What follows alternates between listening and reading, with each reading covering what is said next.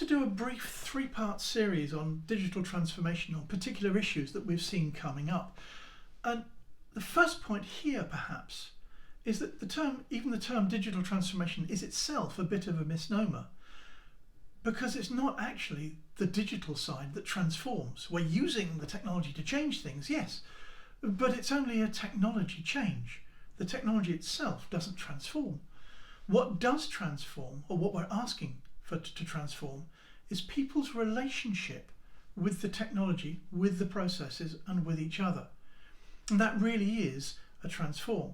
So, for example, a change is really quite trivial, whereas a transformation is much more fundamental. We're asking people in a transformation to shift their whole metaphors, their assumptions about how things work, about how things should work. We're asking them to change their relationships, perhaps particularly things like relationship distance, the distance between people going through various bits of technology, how far we have people apart, and how much we expect the machines to do the mediation on people's behalf.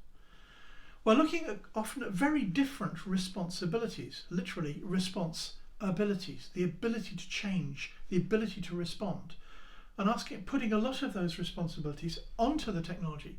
But doing so means that all the other responsibilities in the overall system get moved onto the people in ways that often shift the whole perspective.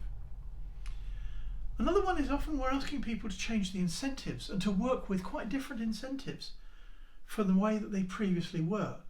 If we don't deal with the politics of this, we're going to be in trouble, because people are not going to be willing to take on that transformation.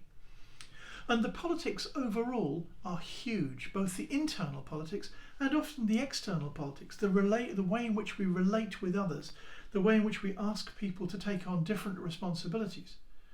Those are all parts of a digital transformation. And the way we support a transformation is not through the technology itself. It's through story, through personal example, through demonstration that this is actually going to be a better way of working for everyone rather than just for one particular group.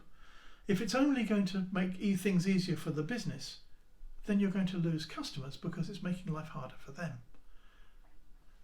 Really think through the human side and then consider what technology will fit better to that way around. We need to be thinking human first, not technology first.